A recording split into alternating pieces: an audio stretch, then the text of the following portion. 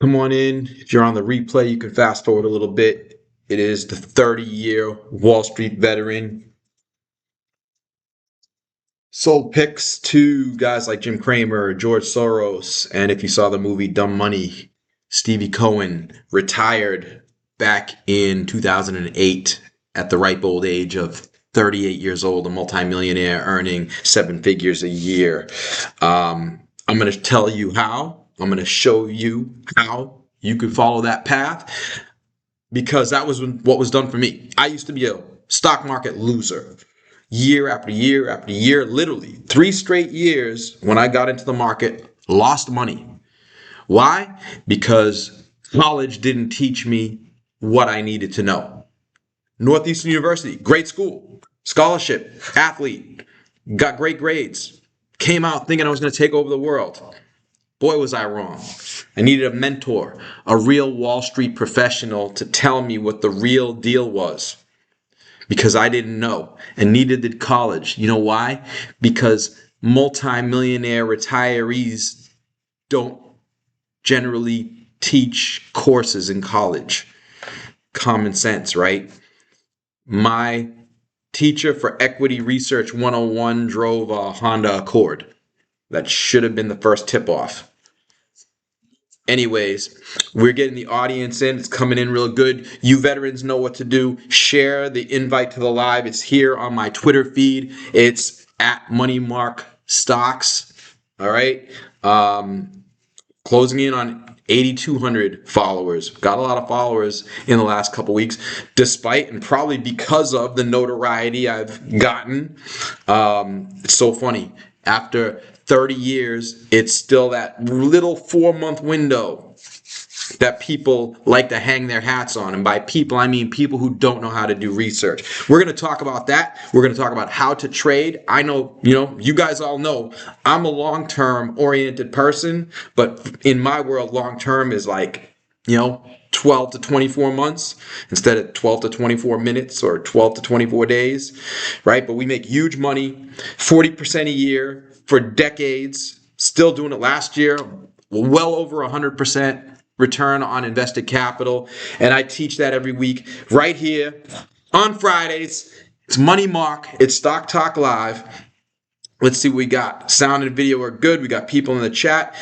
If you love the fact that somebody like me comes out here just about every week for free, no sponsorships, no advertisements, none of that BS, to show you the real deal behind Wall Street, not what those 10,000 clowns out there trying to get you to buy their stock are doing.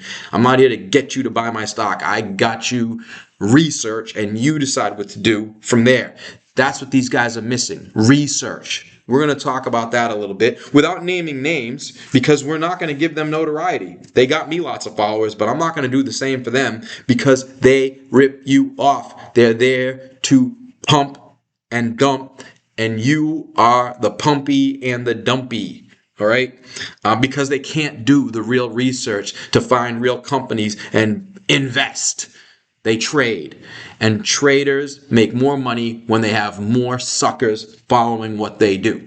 All right? It's really what it comes down to. Me, I'm not trying to get more followers. In fact, y'all know from the beginning of the year that I said, do I have too many followers? I got to take a break and figure this out. I don't want any more followers. I can't handle any more followers. All right. All right. That's my little speech. Let's get into stocks. So that's what we really care about here. First of all, let's put up on the screen. Boom. We need the disclaimer. We're going to talk about AEHR. Of course, big winner.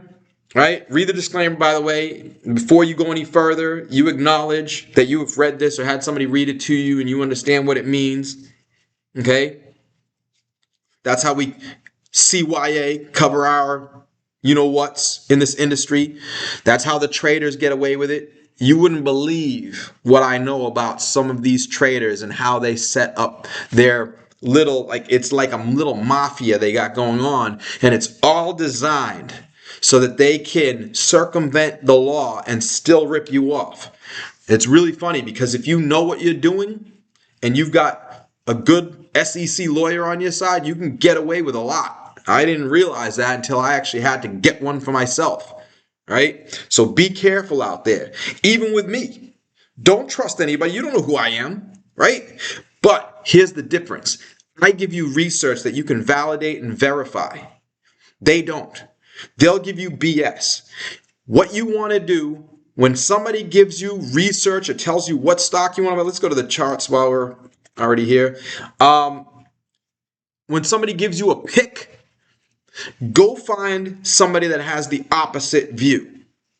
Okay?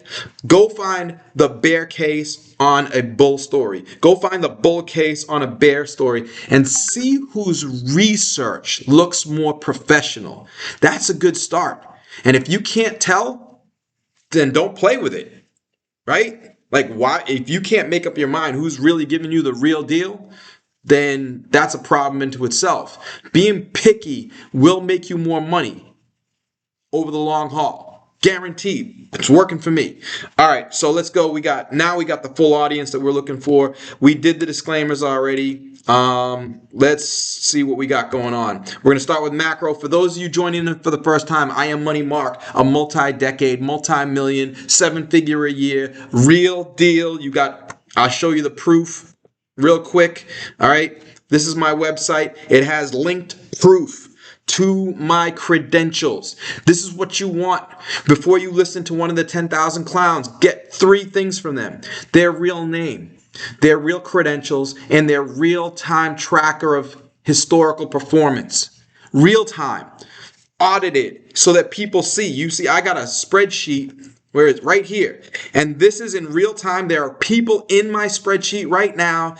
I can't go in here and falsify these numbers. Somebody claimed that I do. How? I've been talking about Energus since, right? Been talking about Watts since this stock was in the single digits. But it doesn't show up in my spreadsheet until 1450. They're saying the opposite, that I talk about it at 7, 8, and 9, but then put it in the spreadsheet at 3. No, it's the opposite, actually, because once I put it in the spreadsheet, I'm putting my reputation, right, and my track record on the line here. And you can see here, there is nothing since 2020, almost 2 years. You do not see a closed position at a loss in this spreadsheet. You barely see any positions at a loss in this spreadsheet. All we got left that's at a loss right now is TPCS. I'm not closing that out. We are going to talk about that later. We got IZEA down 2%, whoop-de-doo. We're going to talk about that one. And that's it.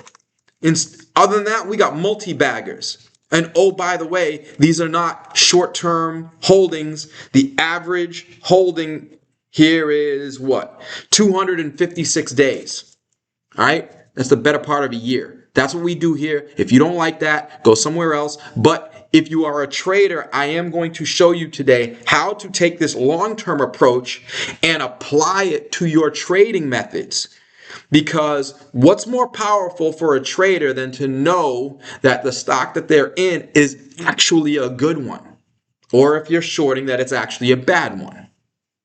That's where you need a professional to help you with that. Anyways, so there are my credentials right there. This is my website, markomstocks.wordpress.com. Again, all free, but I put this article out there for my friends and family to learn, and you are a part of that friends and family. If I'm going to share it with them, I'm going to share it with the world, right? So on my Twitter feed, you want to listen to this, you want to read that, you want to read that, and then on my YouTube channel, which you are on right now, you want to look for the How I Make Money. That's how you will learn how and why I do what I do the way I do it. All right, enough. We can maybe go back to this. Oh, we can talk about this now. We might as well, okay? Because Global Star, GSAT, has been acquired by Amazon. Boom. And look at that. I don't know how long these lines have been here because I haven't covered GSAT in a long time. here to here, basically. It was a triple. I moved out. I didn't get back in here because I wasn't covering it. I had other things going on, COVID. We had a lot of stocks that went crazy in COVID, and by the time I caught GSAT and said, oh shoot, GSAT's taken off too, it was already taken off. High in my risk reward channel. By the way, for those of you just tuning in for the first time, green and red lines, nobody else is going to build those for you. I know it looks easy here. It looks like technical lines. They're not technical. These are fundamental. I'll prove it to you. Here's the green and red lines for TSSI. Who would know to draw those lines there? Only somebody who has professional Wall Street mentoring, 10 years to teach how to draw these red and green lines. Sometimes it maps to the exact movement of the stock. So the technical lines and the fundamental lines can be one and the same, right? But it's not always that way. And not every stock that you can draw lines over the tops and bottoms is a good stock. That's where you get tripped up, okay? But in the case of GSAT, I had independent third-party industry experts. That's the key. The number one thing you want to look for in a stock is that you have an independent third-party industry expert who validates the technology so that you know you're dealing with a real company, not a fraud, not a pump. Okay? And this is an article from 2013 written by me. And at this time, that was celebrating Global Star right here, becoming my 19th triple in just 4 years on Seeking Alpha. I named 5 other stocks in this article. All 5 of them tripled. Okay, so we had 24 triples in 5 years on Seeking Alpha. And in this article, I talked about Amazon and how this GSAT technology would be pertinent to Amazon.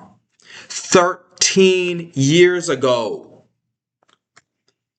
And during that time, you could have just, if you had these red and green lines, you could have played this like a grand piano. We wrote it up. You could have kept riding it up. You could have wrote it down. You could have been short if you wanted. You could trade it on the short side, just knowing there's a good chance the stock will head towards the green line. Might not get all the way there. This one did, actually dipped a bit below it. COVID. And then gone. Right?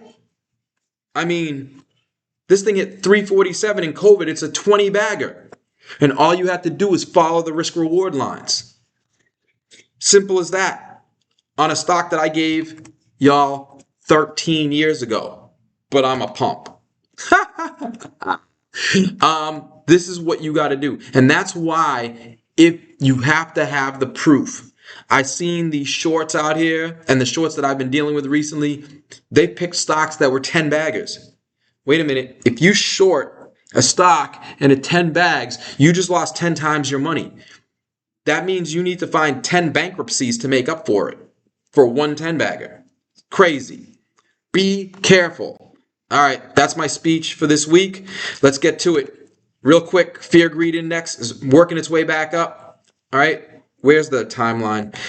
Every time, I'm not going to go through this, but when we get to 75 on the fear greed, danger.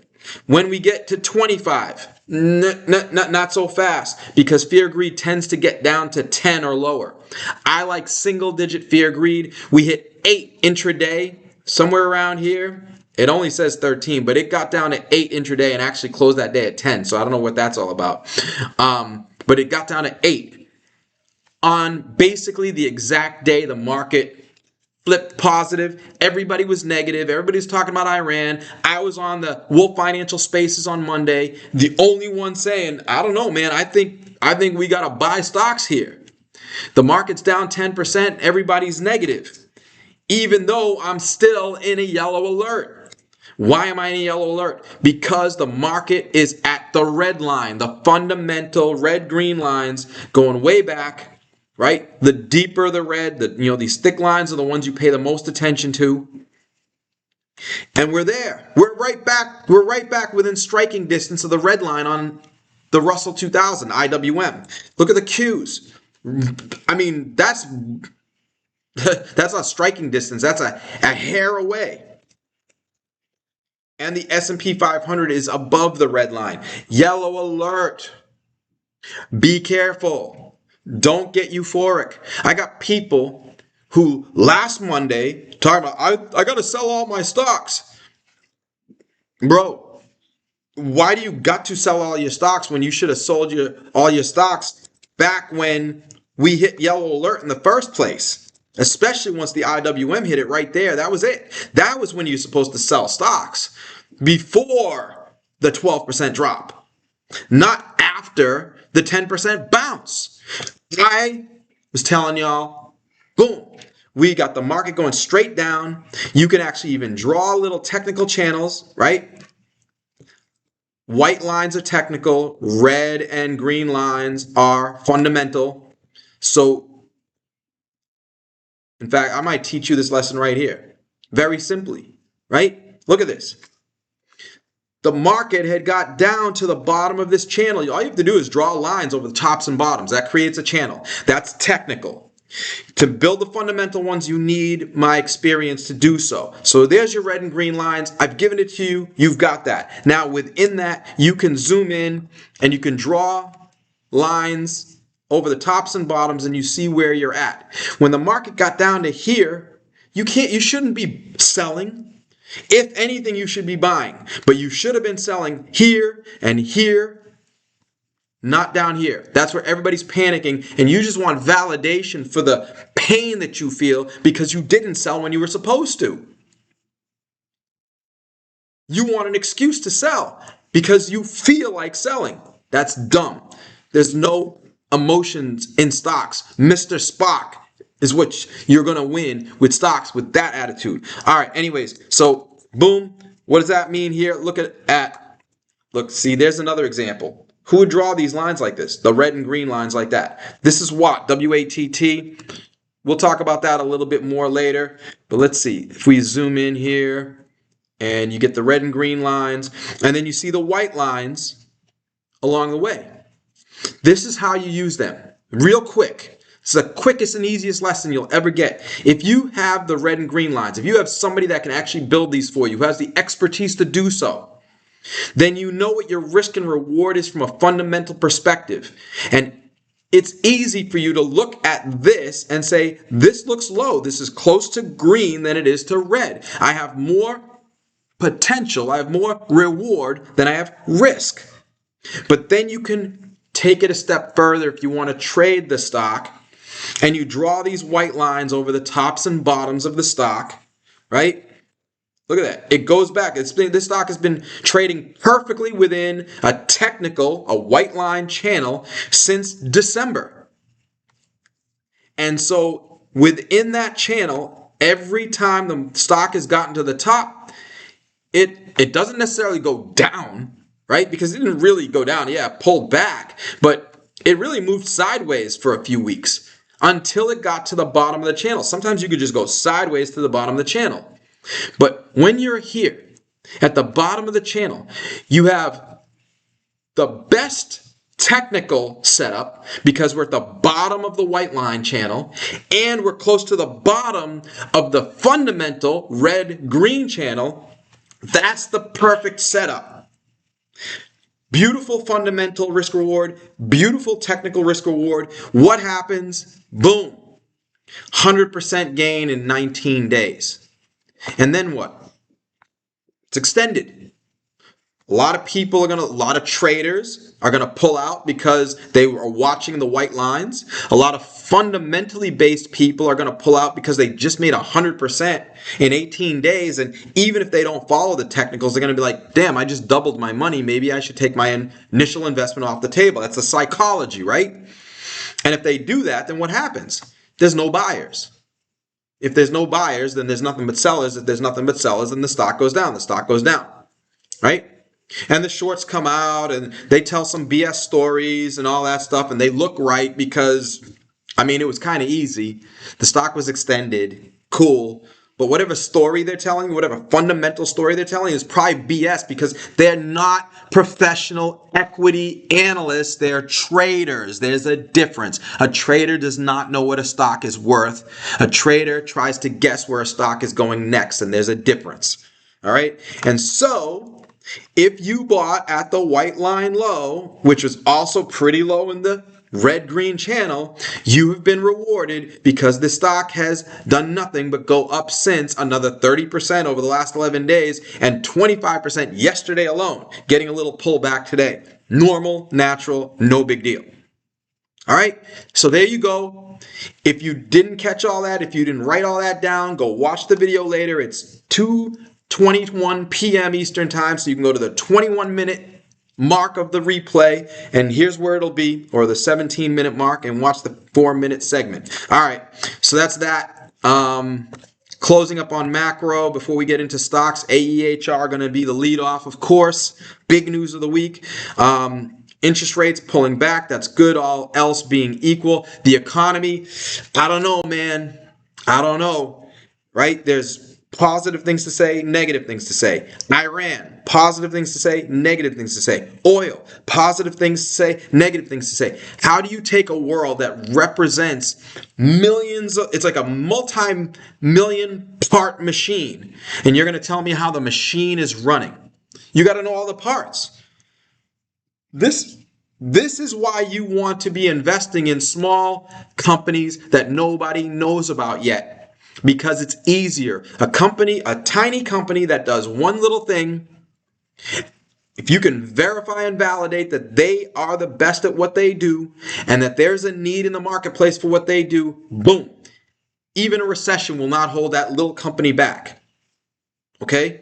I can tell you firsthand, I started multiple multi-million-dollar businesses, and recession didn't hold me back because we're a little company. Too small for the economy to work to have an effect on us. So what do? How do you take oil and the economy, and are we going into a recession, and is Iran going to shoot another oil? What's going to happen? Where is gold going? Don't. I don't think about it, and neither should you. Because I've been doing this for 30 years and never made a dime over time analyzing gold and oil prices and what's going to happen in Iran next. Do you know how I make money? Super simple. And it's just as simple for you as it is for me. You just follow the risk-reward lines, especially when it comes to the stock market, right? Let's pull this one up. Oh yeah, I like this one. There we go. This is the S&P 500 going back. Let's back it up. Look at that. We've got decades. This chart that you're looking at right now goes back to the 80s. And the red line and the green line have told you where the stock market is risky and where it is ripe. And all you have to do is follow it. Even here, this was the internet bubble. Okay, and back here, if I had this show, I would have told you, you want to stay in the market because this is a bubble that's going to keep blowing. The internet bubble was once in a lifetime. You see, that's the only time the market really goes cuckoo above the red line is during the internet bubble. And here we are, guess what? We're in the AI is not a bubble, and we're peaking above the line, and we're trying to see if AI is going to really make that big a difference as the internet did. I don't see it blowing. I don't see a bubble blowing like it did during the internet era in AI because of the constraints, right? Memory is a constraint. Energy is a constraint. So AI just can't move forward as fast as it really wants to. And that's why you see NVIDIA just trapped here in a trading range, because NVIDIA can't sell all the chips that there's demand for out there, because despite the massive amount of demand, there's a constraint. They can't build data centers fast. That's the other thing. You don't have enough electricians. You don't have enough construction companies. You don't have enough power. You don't have enough memory. And so it's growing, and they're building as fast as they can, but it's not as fast as the demand out there. And we're going to get into that in a minute. I'm going to show you proof. Okay? But the bottom line is, all you need to do is look at where the market is as a whole and say, you know what? This looks risky. This is a yellow alert. And that's exactly what it is. And you can see that just as easily as I can. If you can't see that the market is, boom, bumping up against a long-term valuation peak, I don't know what to tell you. So if you're thinking about, do I take profits on AEHR, and you don't have a risk-reward chart from Money Mark, you just say, well, the market's really expensive, and it feels like AEHR is really expensive, so maybe I should take profits and err on the side of safety. But if you do have one of Money Mark's charts, going back to, I mean, it actually goes back much further than this, because I've been following this company for 10 years. I actually found out the other day. I had a conversation with CEO Gain Erickson. We've been friends for 10 years, stock market friends, you know, and we figured it out. I was like, Gain, how long have I known you? When did we meet? And he's like, oh, it was LD Micro. It was the one where I go, oh, yeah, so it couldn't be. So it must be, was it 2017 or 2015? Oh, it was 2016. Damn, 10 years ago. All right. So 10 years ago, I met Gain.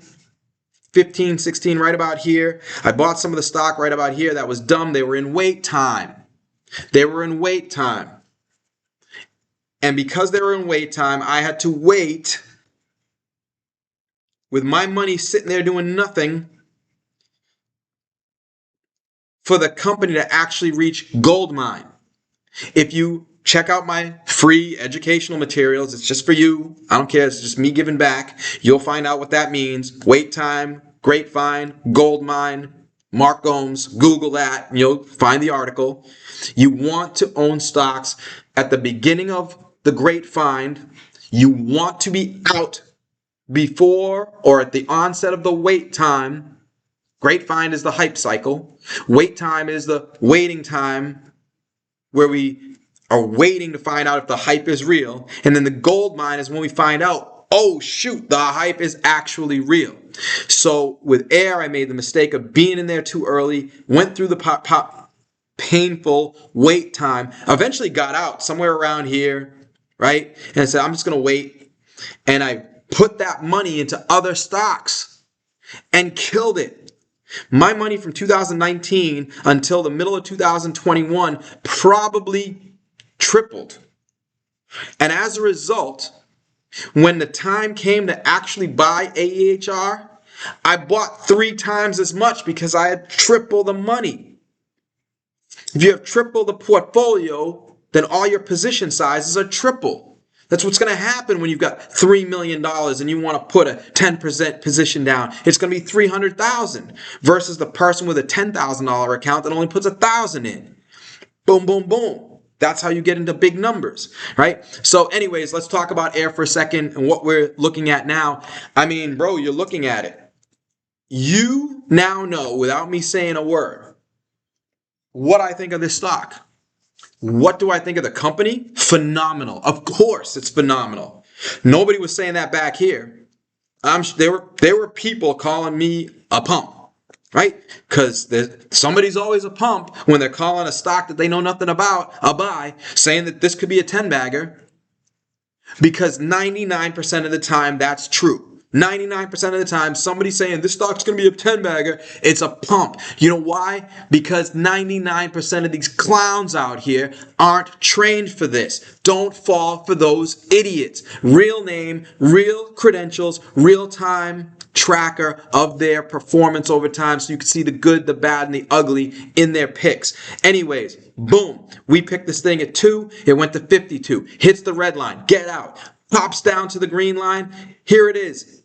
$8 a share. Boom. You could just buy. You could have bought right here at the green line, not knowing if the AI gold mine was going to hit. But it did. It hit after the stock got down to the green line. So you could have already been in. You could have already been like, the day that I came out on this show and said, air is an AI gold mine, you could have been like, so what, Mark? I already own it. I bought it at the green line. Boom. And then what happens? 11 months later, this stock goes from 7 to 70. A 10-bagger again. Oh, I'm sorry. It wasn't a 10-bagger the first time. It was a 26-bagger. From 2 to 52 is 26 bags. I didn't ride it all the way up. I was out somewhere around here. I didn't even get a 10 bagger out of it. I got like a 6 or 7 bagger. Boo-hoo. Okay? And then it pulled back here. I got some more, rode it a little bit further, I think to 27. That was nice, like 4 bagger from there.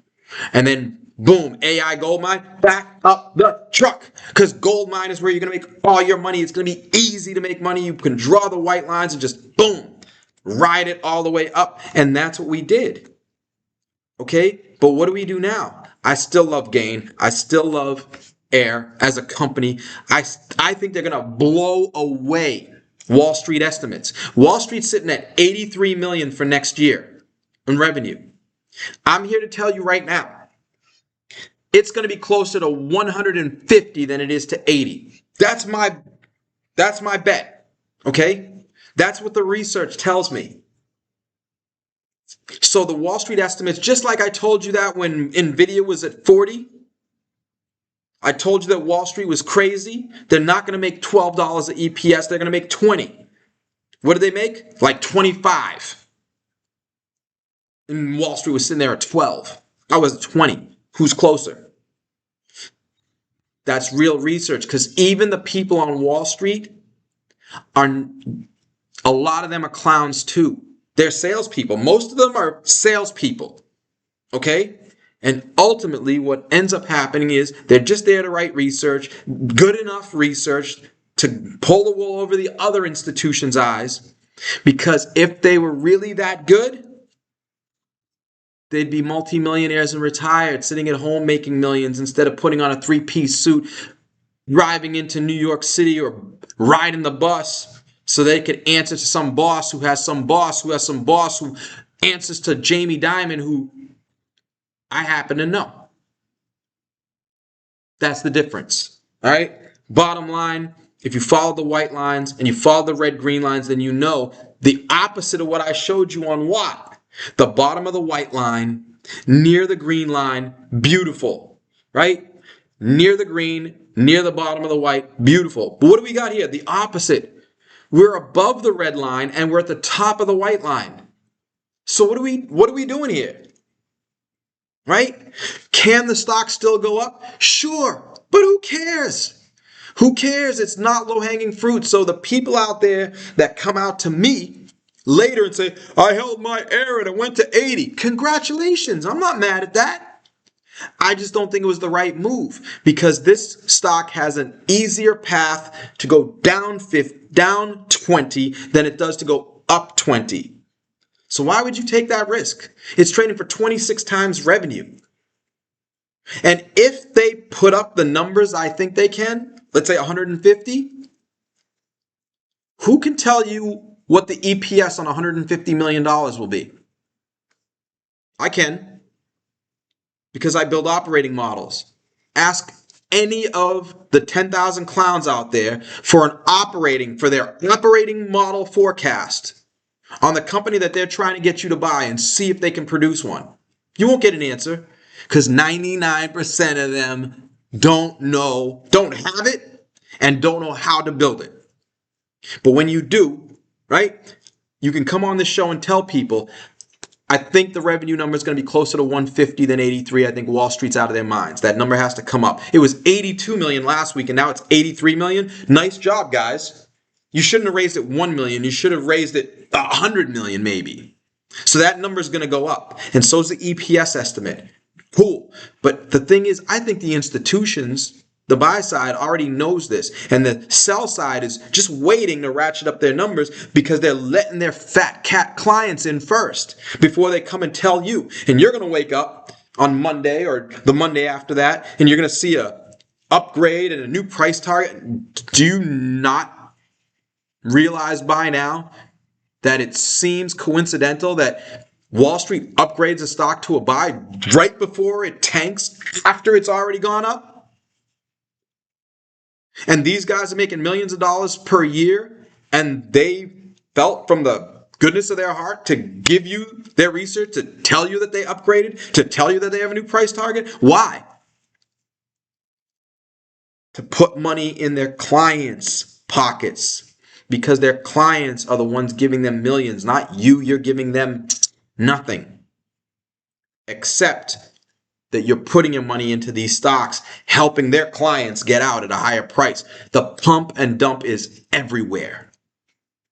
All right.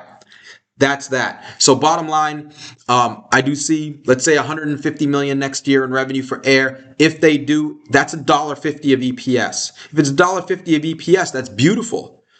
But that's also like 45 times earnings. Sounds like a lot to me. Like they can really double the Wall Street revenue estimate and still be trading at like 4 times, 40 times earnings. It's pricey right now, okay? And I'm sorry to gain and all that. Like, that's just right now. It seems expensive. I could be proven wrong, but this is an awesome company. If you have a long-term view and you don't want to sell a share because you want long-term capital gains, maybe you could sell some calls against it. Those things are beautiful, by the way. They trade with great premium, right? If you don't know what that means, go ask AI. What does it mean to sell calls against my stock position? And learn. I'm not here to teach you that because AI can teach you, YouTube can teach you way better than I can. I'm here to teach you the things that nobody else will. All right, let's keep going. Let's keep going. We got more stocks to talk about. Glad I could teach you that lesson. Oh, God. We didn't finish with the macro, but wow. The Atlanta Fed's GDP forecast is crashing as we have stocks rising to the yellow alert level. Now, that doesn't sound like a very good combination now, does it? Okay, so be careful. Oh, by the way, just remember the rules. For those of you who don't know, the 2 most powerful tools of a stock investor, the pen and the notebook. All right, jot it down. A lot of you already have this rule in your book. If you hate the market, sell the market, not your favorite stocks. I can't say it enough. I remember in Q4 of 2018, the market tanked 28%. Okay?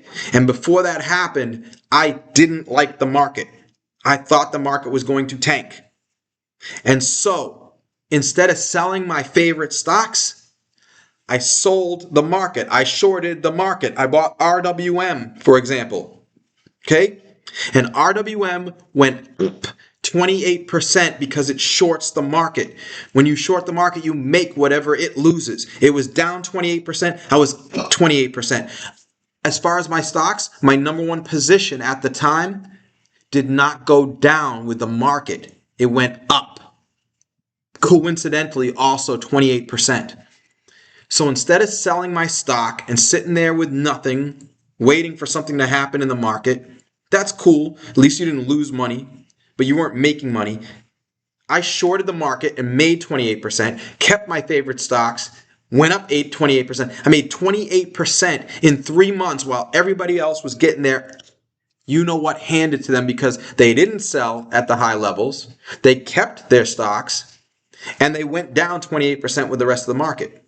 So if you were good, if you were smart, maybe you sold everything and you were zero. You made zero that quarter. If you were like everybody else, you lost 28%. But if you learned the professional method, you made 28%. And that's a huge difference. If you start with 100,000 and I start with 100,000 and I make 28% and you lose 28%, at the end of that exercise, you got 70 grand and I got 130. I have nearly double the amount of money you do just 3 months later from that one move. And I've made that move over and over and over again for decades. All right, so let's keep going. This is not good. When the fundamentals of the economy are going down and the market is at up, it's not a good combination. You want the opposite, right? We want to buy the market low when the fundamentals are turning around. In fact, this is a good time to show you this. Never mind that pretty face. That was me 24 years ago. All right? Making the call based on professional research that the market is hitting bottom in August 2002. because if you read this, you'll see, because we were observing corporations coming back to us, AMR Research, who corporate GM, GE, Johnson & Johnson, you name it, these companies, Walmart, came to us and said, what technology should we buy to make our companies more profitable? So guess what? We knew what the best technologies were because it was our job to know. And then we got feedback from the customers that were using those technologies. We knew about deals because we gave them advice and they said, yeah, we're going to go ahead with this. And it wasn't insider information because knowing about a bunch of little deals is not the same as knowing how the quarter turned out. It'll give you confidence. Oracle signed a bunch of deals this quarter. It's probably a good quarter. Ends up being a good quarter. That's what Wall Street came and paid me for. So when we made these calls, it was based on good fundamental research. And bro, 2002, look at that. 2002, that was the bottom. And the market took off from there. All right. Aspen Tech, 2003. The stock was Aspen Tech. Boom, there you go. 2003. Look at that. That's the bottom. That's the bottom on Aspen Tech. $3. Oh, $2.30, right? Whatever it is. $2 to $200. It was a 100-bagger and got acquired. That's not a pump. That's a real company with real research. Out of here. Oh, I made a mistake. I didn't mean to get rid of that apple. But that was another example. So I'll just give you that real quick. Apple,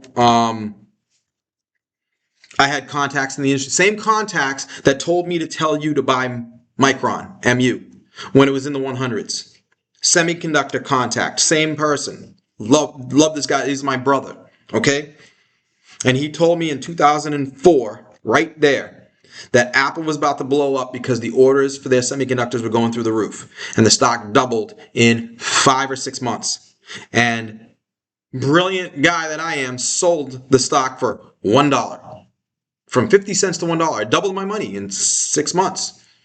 What an idiot, right? Not so much, because Apple's gone up only 28% per year and I've gone up 40% per year. So the money that I made selling Apple, on making all that money fast, not knowing what the rest of, right, the future of Apple was going to be, at that point everybody knew. You know why the stock doubled? Because everybody said, geez, everybody's buying these iPods. But I already knew everybody was buying those iPods 3 months earlier because the semiconductor orders were getting doubled. And so I got in before everybody else did. And then when everybody on CNBC is talking about iPod, I'm selling. I just doubled my money. I'm moving on to the next stock that can double or triple. And actually one of them was related to this.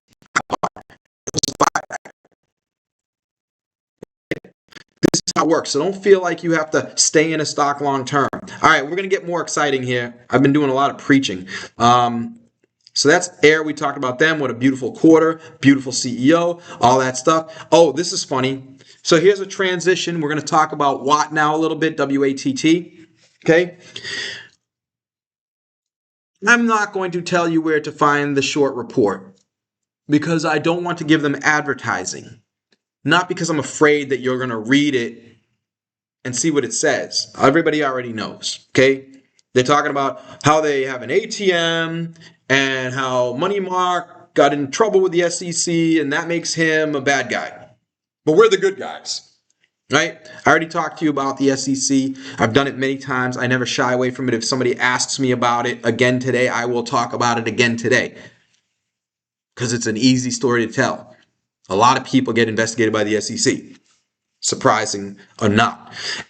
But what does that have to do with the company? Let's focus on the company. So it doesn't matter who's covering the company. All that matters is what's going on at the company. Well, they got an ATM going. They're diluting. Okay. Well, I guess you don't have a notebook and a pen because if you did, you'd know there's a bullish raise and a bearish raise, stupid. A bearish raise is where a company needs the money to survive. And that's called dilution. troubled, distressed dilution. It's a bearish raise. Most raises are bearish. So most people just assume if there's a raise that it's bearish. It's not. Some of them are bullish. It's called growth capital. Write that down and Google it later and see if Money Mark is lying to you like those 10,000 clowns. Growth capital is when you don't need the money, you want the money, because if you get the money, you can expand faster because you got so much demand for your products that you need a new contract manufacturer to increase your production, like AEHR did, like WATT just did. And if you're looking on this screen and saying, Mark's talking about WATT, look at all that ATM raising going on, $40 million, oh my God, WATT, what is, they're just raising money. I got a little surprise for you. This isn't what? This is AEHR's earnings transcript from earlier this week. Where are the shorts crying about this ATM? Where are the shorts crying about this money that they've been raising? Quarter after quarter after quarter, they've been using this ATM for months and months and months. So how the F, if that's the case, did this stock just double, more than double by the way, box over my head, up 139% in 11 days, you stupid effing idiots, you clowns. Stupid, because you don't know the difference between a bullish raise and a bearish raise. AEHR has been doing bullish raises so that it can expand their capacity. Why are they expanding their capacity? Because they don't have enough to fill all the effing orders coming in, stupid. But you wouldn't know that because you don't know where to look. Because all you're doing all day is look at the chart, it's gonna, and you're listening to them. You're listening to those clowns. Don't do that. All right? This is AEHR raising money, just like Watt has been raising money. I think they're done, by the way. Okay? Just like AEHR fully utilized their $40 million, right? I don't think they need any more money. But if they do, if AEHR believes they want to raise more money, guess what? It's probably to further expand their capacity, which is what's going to enable them to blow up. Just watch. Right now, Money Mark said April 10th that they are going to blow the F out of Wall Street's $83 million estimate for next year. Blow it to smithereens. Wall Street doesn't know what they're doing. Okay? Watch. I don't say things like this unless I'm almost 100% convinced that it's going to happen, because it's my reputation on the line. Do you know why I have so many followers? Because I'm almost never wrong. Do you know why I'm almost never wrong? Because I don't talk shit. I talk things that are almost sureties, because there's no such thing as a sure thing. So I got to come as close as possible, because I know I'm going to be wrong sometimes, because only God isn't. Clowns. All right. Hope you're enjoying this, guys. I'm just putting on a little show. Boom. And here's why AEHR is such a great company. And here is why I say the only constraint right now on AI is the memory and the energy. Okay? AI is not a bubble. AI is blowing up. And one of the proof points is right here. I've already talked about it week after week after week, but here's the latest news. The GPU shortage. Rental capacity. The rental price index has gone up. The price to use AI, the price that hyperscalers are charging, the price that CoreWeave is charging is going up because there's not enough capacity compared to the demand. And in fact, there is so much demand compared to the capacity that H100 rental prices are up 40%. And oh, by the way, H100s are not the latest and greatest GPUs. So those dumbasses, oh yeah, Michael Burry, he called the real estate crash, and now he's saying that AI is the bubble, the next bubble. F Michael Burry. Michael Burry was nothing before the real estate crash, and he's been nothing since. No offense, dude. Like, you did great. You did great. Like, what you did was amazing. Hall of Fame instantly. You hit 5 home runs in a single World Series game to win Game 7. That's what you did. But that's all you ever did.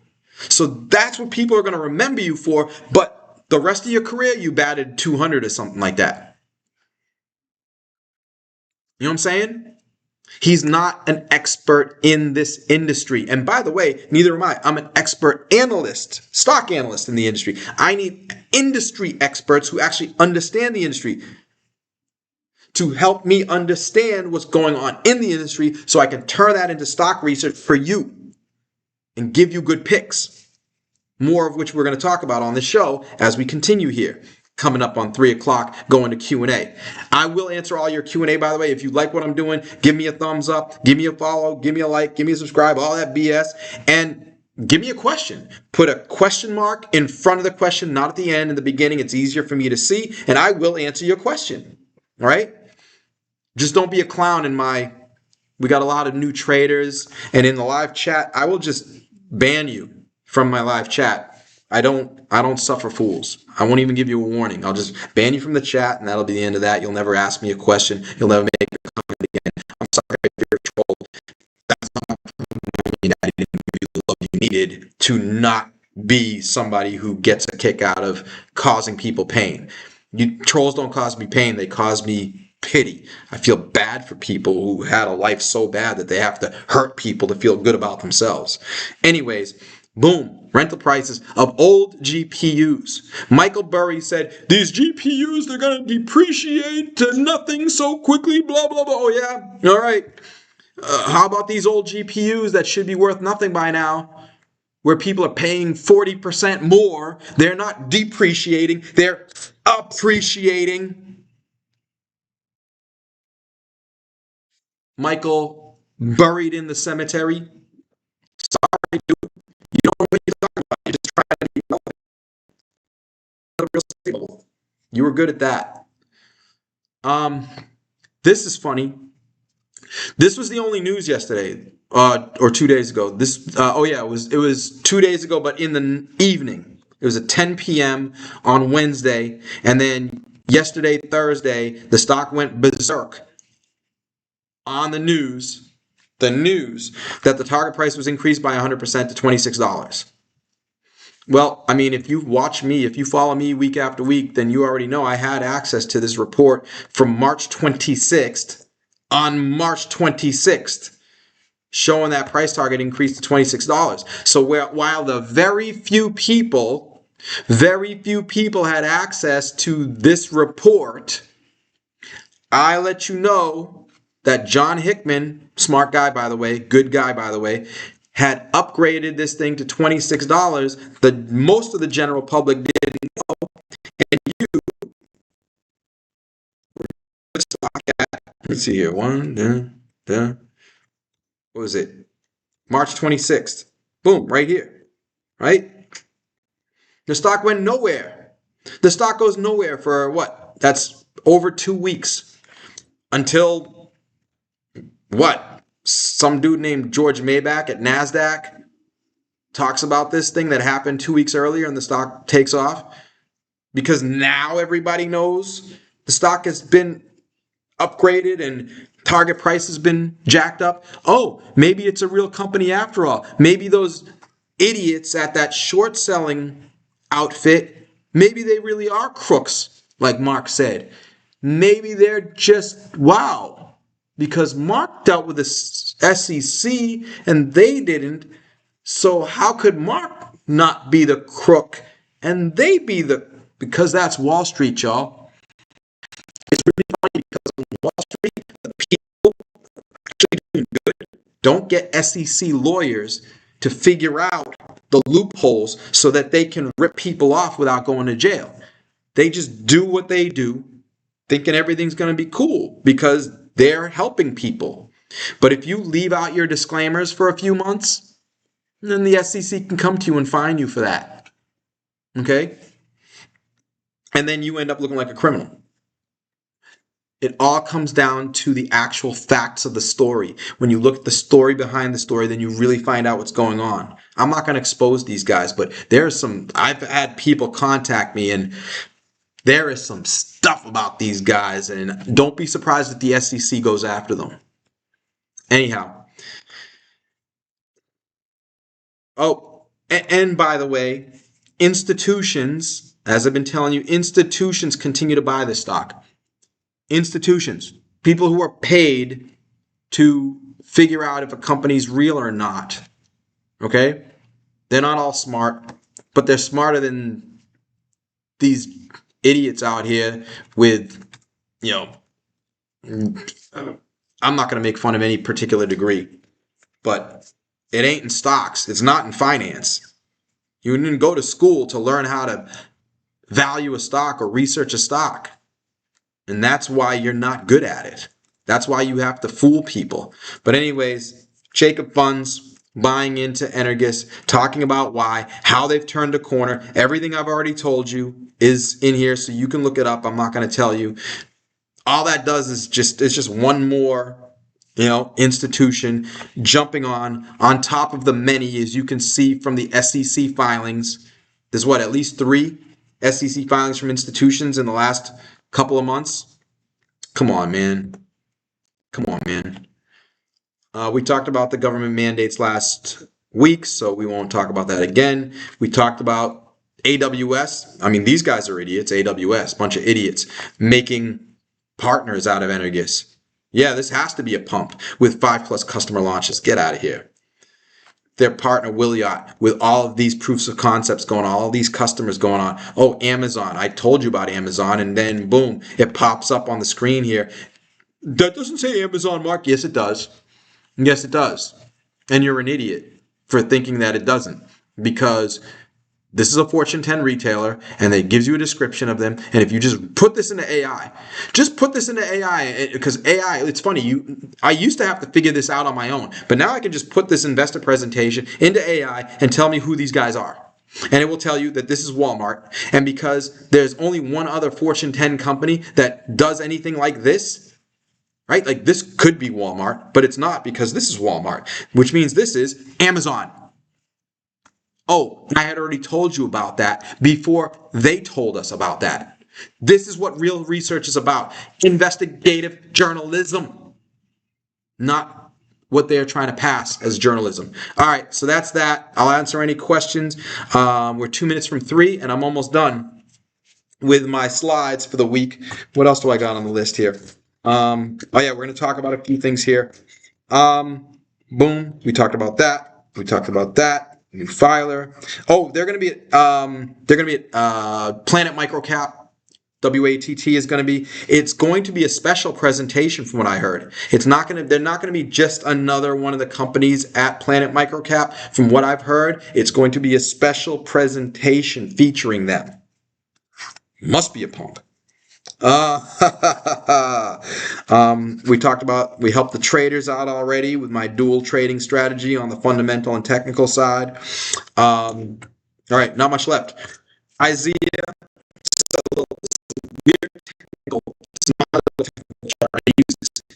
because sometimes a company has a U-shaped bottom, and I usually don't see people talking about that as a technical pattern, but it follows something like this right here.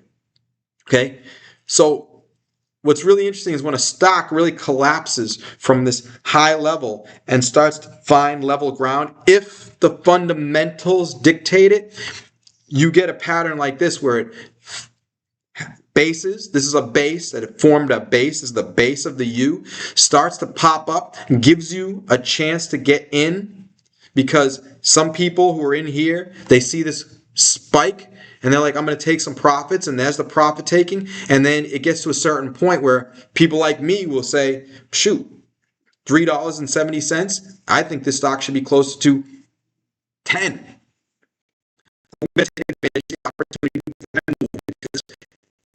6. You see that little base point right there? Can't guarantee that the next move is this way, but a lot of times that's what ends up happening. Okay? And why should it? Simple. Look at what IZEA has done. And look at what influencer marketing has done. IZEA handled the Superman movie, the F1 movie, the Barbie movie. They had 250 people, 250 influencers that they organized an influencer campaign for the F1 movie. And it made so much money for Warner that when Wuthering Heights, which I haven't gone to see, I don't even know if it's out in the theaters yet, but what I do know is Warner said, yo, y'all made us so much money on F1 with your 250 influencers. Give us 2,000 for Wuthering Heights. Now, call me crazy, but it sounds like that's going to cost more money, bring in more revenue, make IZEA grow, right? Attract more customers. Why is Warner using 2,000 influencers when they only used 250 before? Maybe I ought to check these guys out. And then, right, and I don't know if IZEA was involved with this, but you get the Wall Street Journal talking about influencer marketing being the hot new thing, and this being the only public company that you could play. They weren't in the Wall Street Journal. I'm saying they're the only public play. They're the only public pure play on this theme. Wall Street Journal saying influencer marketing has arrived. And of course it's arrived. Look what's happening with F1 and Superman and all that, right? So Wall Street Journal figures out. And then what happens? Project Hail Mary. The influencer marketer, look it up. This is going to be a Harvard Business School case study. The influencer marketing for Project Hail Mary helped Project Hail Mary have the biggest opening of the year. This isn't like the Avengers or Spider-Man or something like that. This is Project Hail Mary. I never heard of Project Hail Mary until the influencer rushed it. Like you couldn't escape it, right? All these influencers talking about Project Hail Mary, and the curiosity factor and everything, and everybody goes to see what it's all about because everybody's buzzing about it on TikTok and Instagram, and it has the biggest opening, millions. Was it $77 million? You don't think Warner will pay $1 million for that? And Amazon and Jeep, and I'm naming customers that are in their investor deck and in their new product video, which I showed you last week. Research. All right. Final stocks before we go to Q&A. I'll answer all your questions. By the way, OPTX, that's how it looks right now. Okay. You got the white lines. You got these weird colored lines. What does that mean? Right? If you see weird colored lines, that means I'm trying to figure out where the red green lines belong. Do not take those to heart. All right? Because this company is still in wait time as far as I'm concerned. They're showing progress. 7.5 million, right? Revenue's up. But the guidance was, next quarter we're going to do a little less than 7.5. The quarter after that we'll do a little bit more than 7.5, which basically for me is like, okay, so you got 7.5, 7.5, 7.5. But obviously involved with Anduril and the Eagle Eye program, so it's really getting that nice hype, I told you about it before they announced it. Thanks to my boy Rob. Great research, bro, on that. But you look at the chart, and you should know what's what. I told you the stock belongs closer to the warrant price of $11.50 than it does 6. I said it should be closer to 12 than 6. It's closer to 12 than 6. You're welcome. That takes care of that. Finally, last but not least, Halo stocks. I don't know if you've heard about it yet, but this is all the rage because people are afraid of SaaS, the SaaS apocalypse, right? What's happening? I knew it. CRM's down today. Snowflake crushed today. The software, let me see. ISG, is it? I forget. I forget what the symbol is for the software ETF, but it's down. It's down today. Right? Boom. And so people are afraid of what AI is going to do to some of these industries, and they're flocking to what is called halo stocks. It's an acronym for heavy assets, low obsolescence. Okay? AI is not about heavy assets.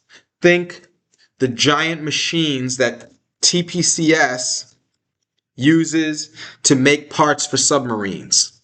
Think the giant drills that Geodrill uses to drill gold out of their customers' land. Okay? Heavy assets. Geodrill has like $200 million worth of drills. AI is not going to create that. They're not going to replicate that. And in order to do so, you're going to need to raise $200 million. It's not going to happen. So because you have those heavy assets, if they also have low obsolescence, and what that means is that those heavy assets, you can use them for a lot longer than the accountants think. You buy a drill for $1 million, you may have to depreciate it by $100,000 per year. And at the end of the 5 years, it's depreciated to zero. On your balance sheet, it's worth zero. In the meantime, it's still pulling gold out of the ground. So it's actually still productive. But that's how accounting works. It's dumb. Okay? So when you have these heavy assets that actually last much longer, Geodrill, I think Geodrill is still using like almost every single drill that they ever bought. This company's been around for how long? I mean, at least going back to 2010. And they're still using their original drills, even though they've been depreciated to zero. Those are hidden assets, number one. They're productive assets, number two, producing revenue for the company. And AI is not going to kill it. So that is called a halo company. Same deal with TPCS. Some of their machines are decades old, depreciated to zero. And the government is giving them free money to buy more. That is, those are heavy assets with low obsolescence. These are the names that Wall Street is flocking to amongst the large caps. You're seeing these names that nobody cared about before with heavy assets and low obsolescence being bought up by the institutions. So don't be surprised. I'm not making a prediction. I try not to do that. Only God can make good predictions. That's a good way to look like an idiot. But I think there's a good bet that if this continues, you're going to see it trickle down where these halo, mega cap, and large cap stocks are getting bid up and becoming the most popular stocks of the year, because it certainly isn't Snowflake, right? It's more like General Dynamics. These are the stocks that are performing, not the former hot stocks that AI might be able to disintermediate. And if that trickles down, that's when you see a Geodrill whose drills are worth, I believe, upwards of 2x the stock price. Like if this company got acquired tomorrow, I believe the actual price would be $6. That's why my red line's at $6. So you're buying assets worth upwards of $6, but you're only paying $3 for it right now. TPCS, let's see what the update is there. PCS, and then we'll go to Q&A. They're trading for $31 million. They have $31 million in assets, heavy assets with low obsolescence as we speak, and the government has been giving them free money on top of the machines that they've had for years and years and years. These guys probably have over $50 million in government money and their own machinery, and the stock's trading for $30 million. You're getting the assets at a discount in an environment where we are concerned about this yellow alert making stocks go down. In this environment where we're worried about AI making stocks go down. In an environment where you are concerned about the economy, Iran, and AI crushing your stocks, why wouldn't you want to be in the hot area amongst institutions, which is heavy assets, low obsolescence? Because it's boring. Okay, making millions is boring. Go do something exciting then. Go buy call options on Snowflake. See how that works out for you. Stock's only down 57% in 5 months. And I like this company. I actually wrote, this is a secular winner.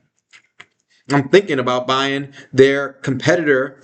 It's funny, Databricks is it's actually the best of breed. If you talk to independent third-party industry experts, they will tell you that Databricks, the private company, is the best of breed player in this space, not Snowflake. Okay?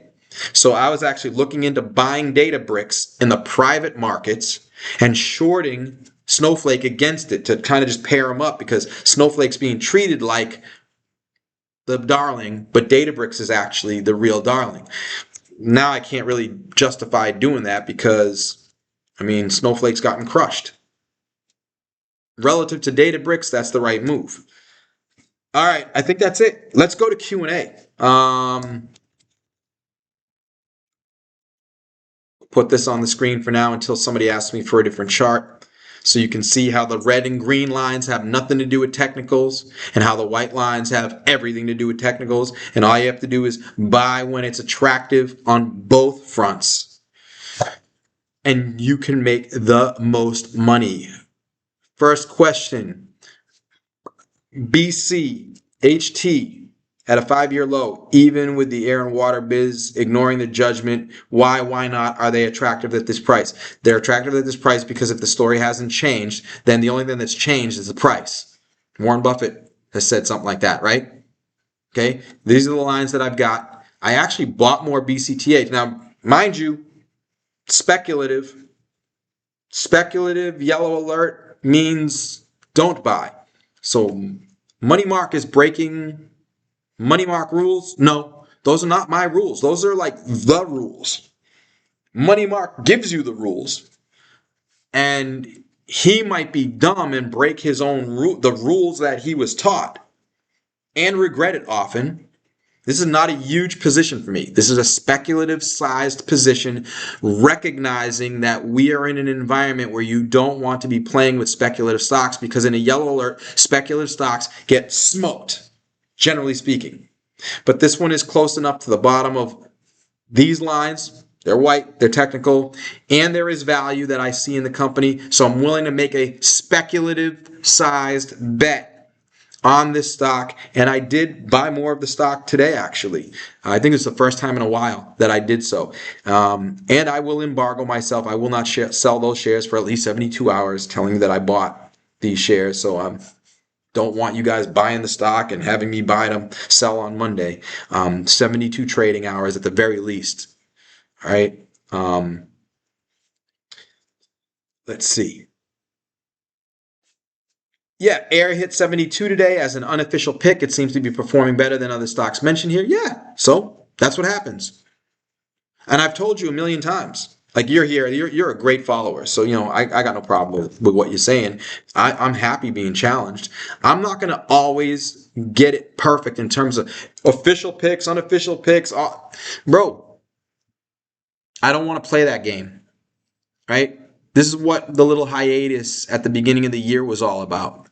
Me figuring out how much I want to do for you guys. I don't want to pick stocks for you. That's not what my job was. My job was to provide research that led people to pick good stocks and do what they do. Once I draw these red and green lines, all the company has to do is execute, and those red and green lines should prove accurate. And you see that with AEHR. You didn't need me to tell you that it's a good buy. All you have to do is look at the chart. And a lot of these charts, you go into the description of this video and there are links to fan created websites. They take snapshots of these. They ask me to, can I see this chart? And then they put that chart on their website so that they can access it and so others can access it. So check that out in the description. But there's no reason why you couldn't have followed this pattern. There's no reason why you couldn't have, where is it? I guess I had it right the first time. There's no reason why you couldn't follow this one. There's no reason why you couldn't have followed this one. It's easy. All right? You don't need me to tell you what to pick, what's not a pick, or anything like that. I'll do it once in a while, but it's not necessary. Somebody asked for what chart? There was the AEHR anyways. Can you please mow my lawn? Here's the thing I'll tell you about mowing your lawn, bro. And be careful, because this is a professional show, right? And I don't take what you said as trolling. I think you were just kind of joking around. That's cool and all. But I don't I like taking this show really seriously. Okay, this is not like those going to the moon and like Jim Cramer with the moves and the trains and all. No, making money is serious business. I don't allow jokes in my WhatsApp groups. I don't allow jokes. Do you know why? Because before you tell a joke, you have to be sure that everybody in the group is going to get it. Because if you tell some joke about some stock and 3 people take it the wrong way and sell the stock or buy more of the stock and lose money, you just caused people to lose money, and that's not a joke to me. That is the exact opposite of what I'm here to do, which means that makes me want to punch you in the face. But as far as asking me to mow your lawn, if I decided to mow your lawn, it would be for free because I don't take money for anything. I made that promise in 2017 and I haven't taken money from anybody for anything I do. And I don't make money for the show. I don't make money from mowing people's lawns. Anything that I do, I'll do for free. So, I mean, hey man, you took a shot. You asked me. I'm saying no, but we don't need that here. Let's keep going. You talked about relying on management commentary versus what speaking to management is really about. Can you elaborate on that? Yes, I can. This is a great question. Most people rely on what management tells them to determine whether they should buy a stock or not. Did you just hear what I said? Most people rely on what management says to determine whether they should buy the stock or not.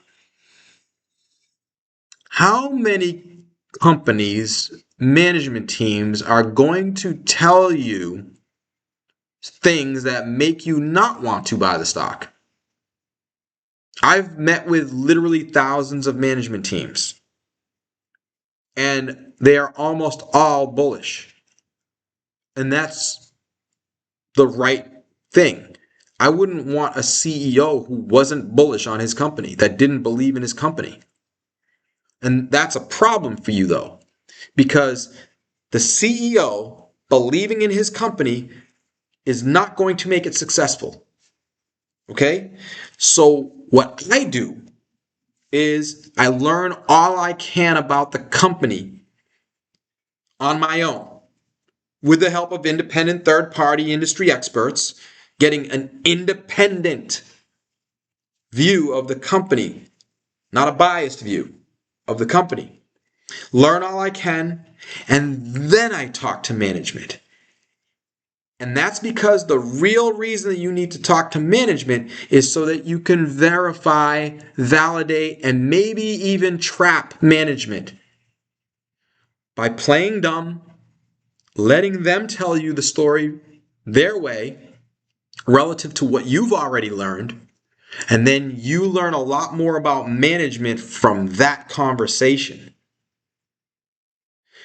Because if your independent third-party analyst says this is the third best company in the space and they tell you that they're the best, you mean you're not better than these guys? You mean you're better than these guys too? Oh yeah, we blow those guys away. Those guys are nothing. Oh, those guys are nothing. But the independent third-party analyst says that they're the best. Okay, I'm not going to say anything, but I'm going to write in my notebook, this guy is full of you know what. And that's how you, like, this is how you trap management team. What I'm trying to do is figure out if management is trustworthy up front. Okay? Once I've done that, I'm still not going to trust them completely, but at least I know that when I talk to them, I can put a little bit more weight behind what they say. But a lot of people don't do that. Okay? Research first, talk to management second.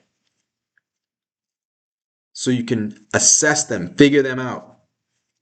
Let's see where we're going. We are counting our doubloons this week. Air, Watt, OPTX, etc. Keep up the great work. Thank you. This is what I do it for. I do it for the thanks. Really is what it comes down to. Even though DCF is more important than PE, you still often state PE. Yes. Yeah. That's Mario. 100%. And there's a reason for that. It's because it's the lingo. Ain't isn't a word, but everybody uses, I use ain't, I use y'all, I use, like, use slang. Everybody's comfortable. 99% of people are not comfortable with DCF. I bet most of this audience can't even tell me what DCF stands for without looking it up. That's not a slight on the audience, of course. This is not your job. You've got a job. Whatever you do better than me. I guarantee it. Because I'm only good at like 3 or 4 things. Stocks, track, battle rap. That might be it. I was pretty good at football when I was younger. So you're not expected to know all that. So I have to talk your language and the language they talk on CNBC. Go on CNBC, watch it for a day, and write down how many times you hear the word PE versus how many times you hear the word DCF, Mario. And you'll know why I still talk about PE. But here's the difference. In reality, I am talking most people's languages, but with DCF in the back of my mind. All right. So DCF is absolutely what these lines were built off of for AEHR. But when I explain why it's expensive, I mean, I don't have to, right? It's at the red line. That means relative to my DCF, this stock is too high. That's not good enough for some people. So I will talk in terms they realize. Revenue multiples, not 2 or 3 times revenue, 20 times revenue. Not in terms of a 10 or a 20 or a 30 PE, but in terms of a 40 PE, if they blow Wall Street's estimates away. Things like that. And it's not to disparage the company, it's just using an example to answer your question in this case. We already talked about this, so it's already known. And this stock could keep going, by the way. I mean, I was wrong about Kraken. Okay? I said it was a buy here, it was a sell here, this was the red line. Turns out that wasn't the red line. The company's still doing good, and I can tell you right now, this company is worth more than when I sold it. This line should have been higher. I put it in the wrong place. I actually did that with AEHR the first time around. This line was down closer to here originally, okay? And then later I readjusted it, and this line has been here now for years since then. But I'm not God. Like, you cannot treat these lines as God, but these are really good lines because they're professional. That's about as close as you're going to get. Unless you've got a hotline into God stock picks, right? The next best thing is the professionals that don't have to work on Wall Street.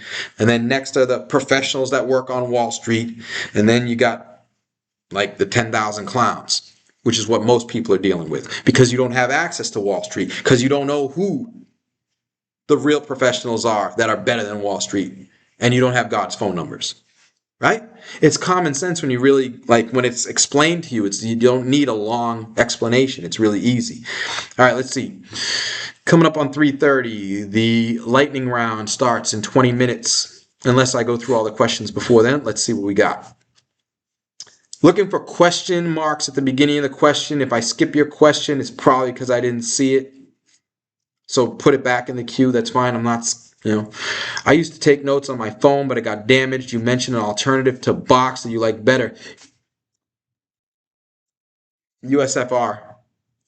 I know this is a crazy looking chart, y'all, but this is where I put my cash. I don't hold cash in my stock account. I put it in USFR, which is a floating rate treasury fund. It pays roughly 4% right now, which is better than zero, right? And I don't want to force my money into the stock market. If the rules don't get hit, if I can find 10 companies right now that check all my boxes, I will be fully invested. But what's really interesting in a yellow alert is that coinciding to a yellow alert, it becomes extremely hard for me to find companies that check all the boxes.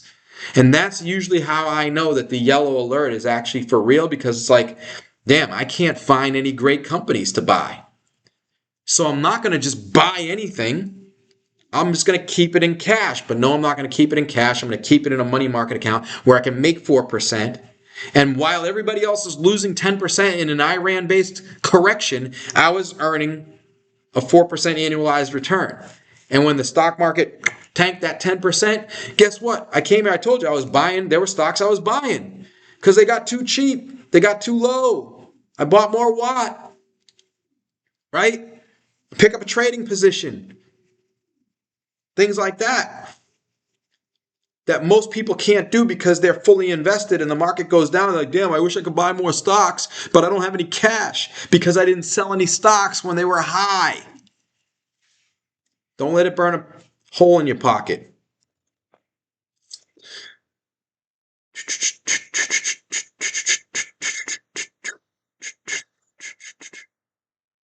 Am I 70 years old?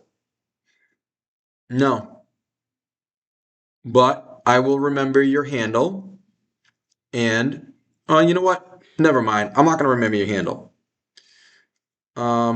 Remove this person from the channel. Done. You're gone.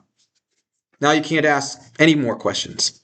I already told you had a chance. When I said I don't like jokes or anything like if you put a joke in the chat, this is your final chance to get it out of there, because I just wiped this guy out. He'll never ask a question on this. He'll never have a comment, nothing. Again, that's all it comes down to.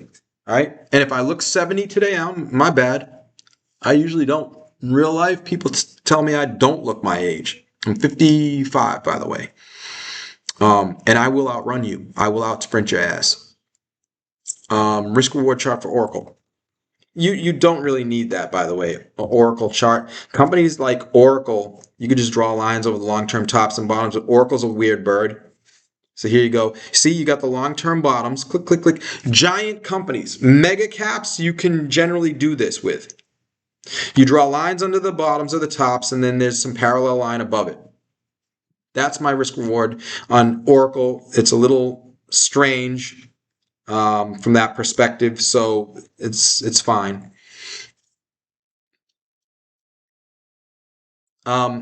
Have I looked at Nebius before? I have looked at Nebius before, but I have no comment on them.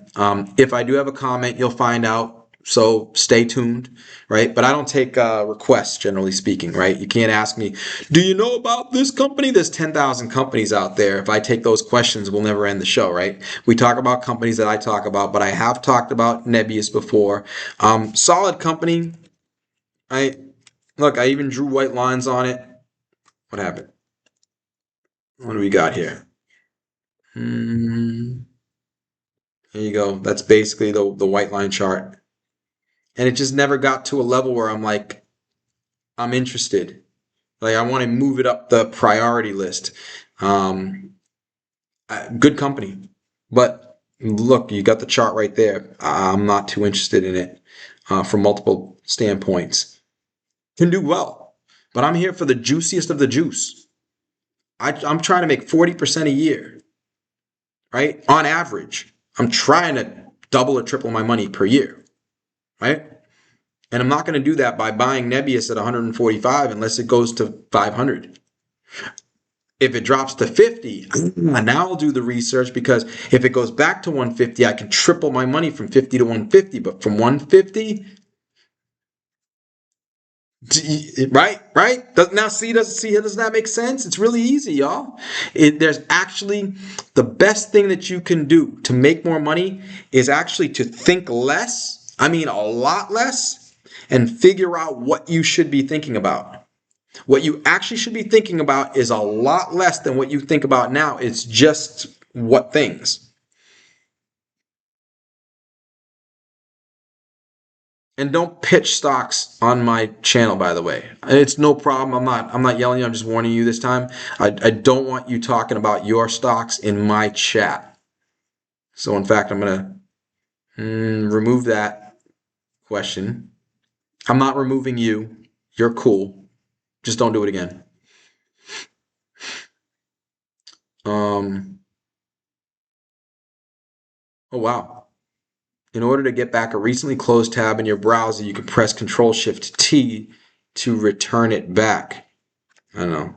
Control-Shift-T. Put it in my notebook. I love you guys. Some of you guys are really great. You learn about this stuff, and then I actually make a lot of money because of this audience. You guys learn and then pass it on to me. With the AI boom, do you think that almost all software companies' valuations are forever revised to the downside? No. No. No, no, no, no, no, no, no, no, no.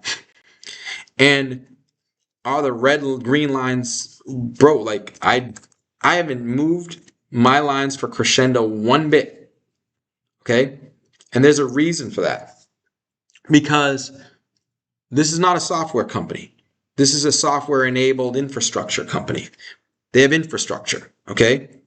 And you can't, AI does not make infrastructure. AI can make software, but it can't make infrastructure. They've got these customers. They're not going to move. The switching costs are high. You can be like a SAP. SAP should not be getting crushed like this, okay?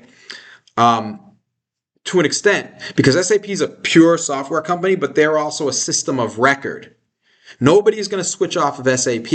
But what they might do is, in the future, as SAP adds new software to their stack, their customers might just have AI make it for them and connect it to their SAP deployment instead of paying SAP for that new functionality.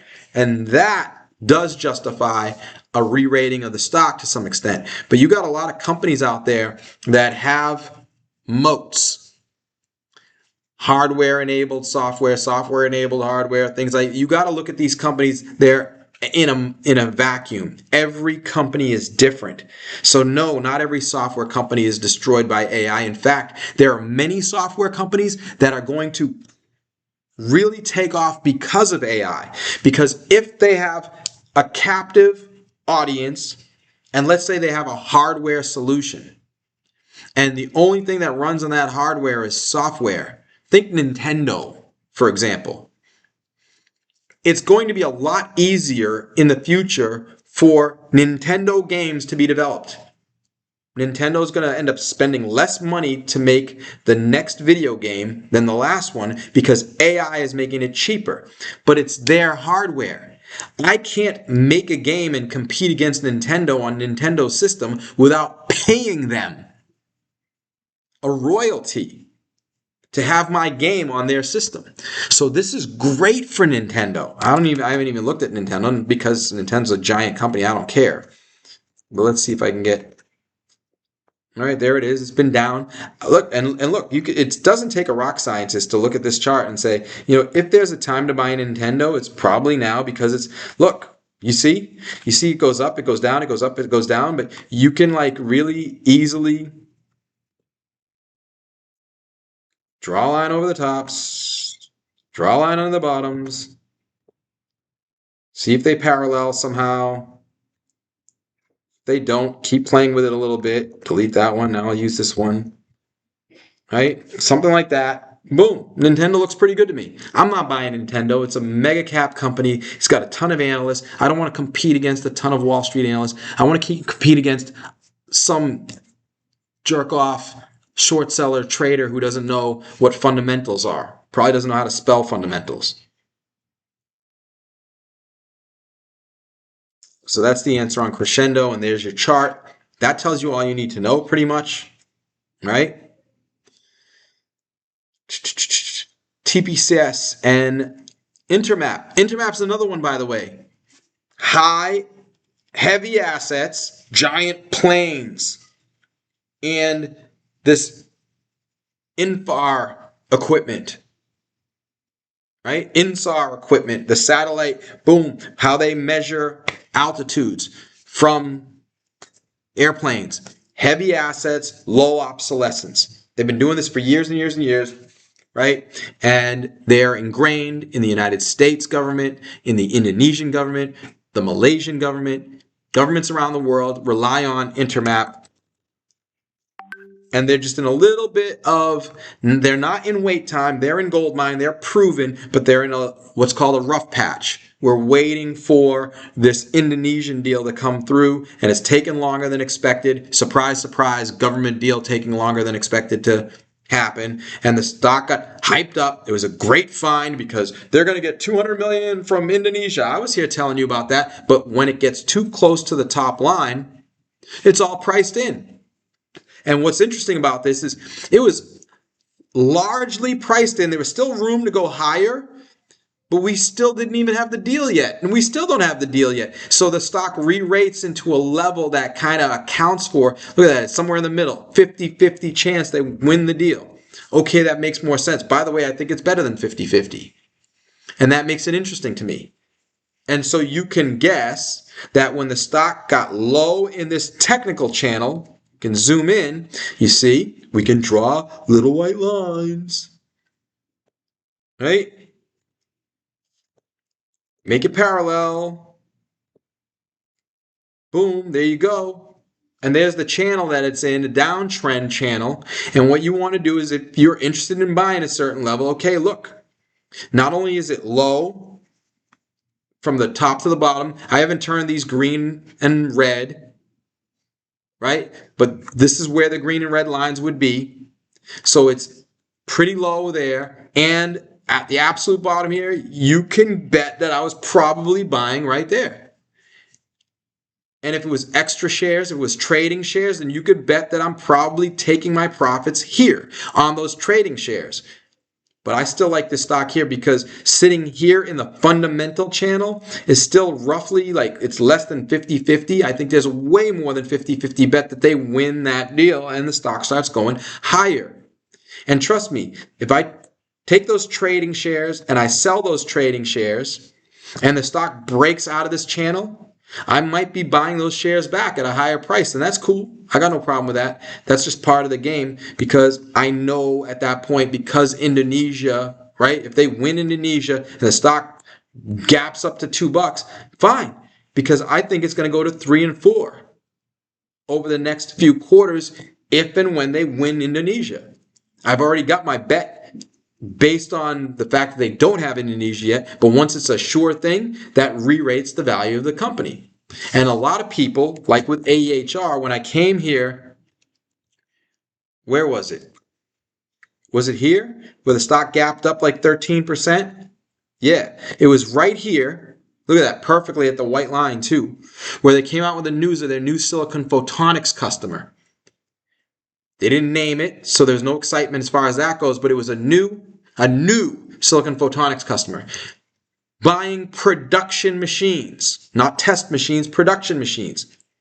Test meaning they're trying it out. Air only sells test machines, but it was sample machines, right? So it wasn't like, oh, we're trying you guys out. No, we're putting you into production.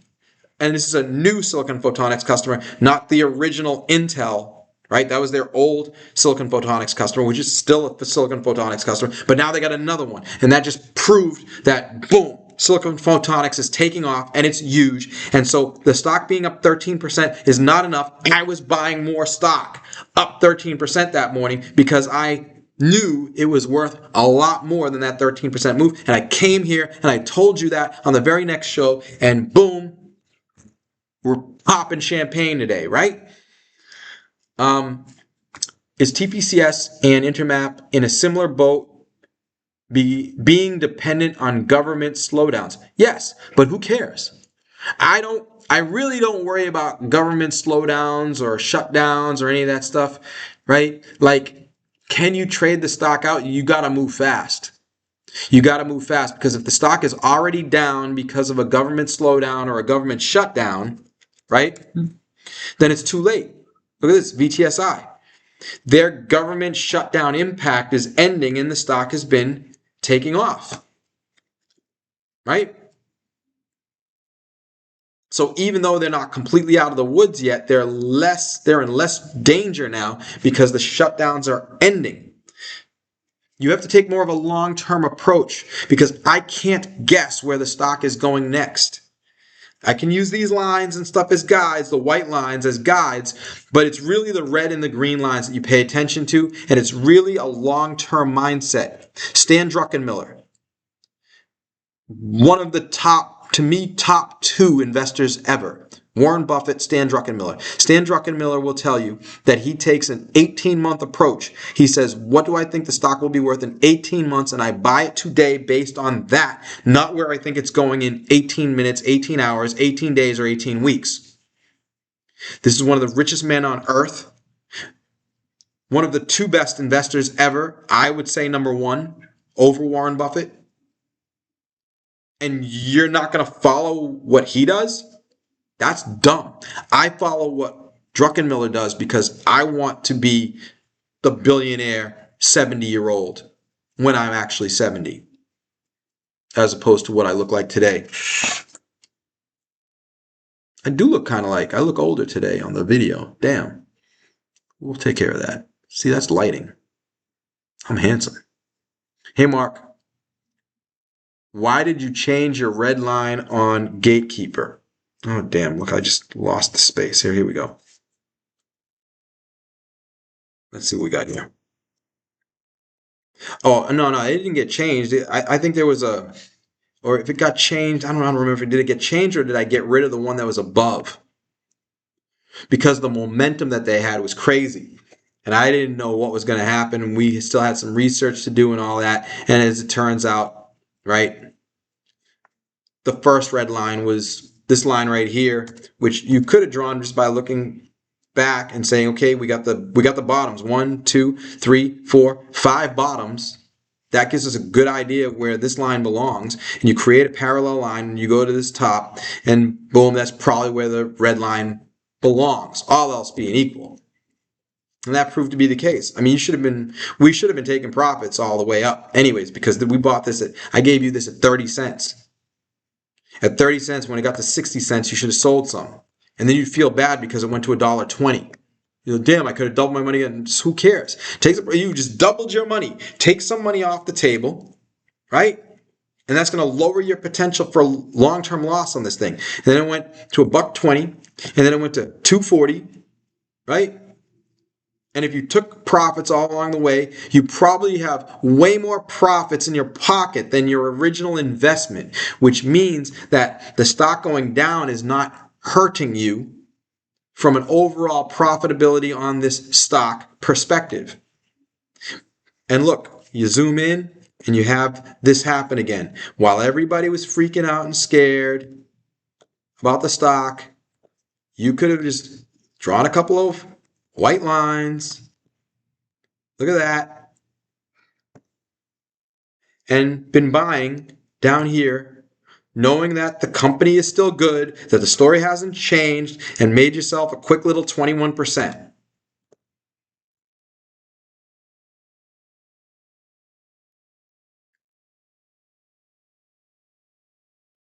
How bad can the new New York mayor result be for the prospects of Gatekeeper? We talked about this before. You're not watching the show every week. The governor has made it a mandate. The governor, not the mayor. I'm not worried about it, to be honest. Do you have any push notifications set up for Watts since that Jacob Fund article was published 5 hours ago? Just wondering how you source news flow for microcaps. That's a great question, Geithner.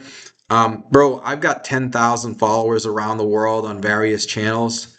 Trust me, I don't need alerts. People are alerting me all day, every day.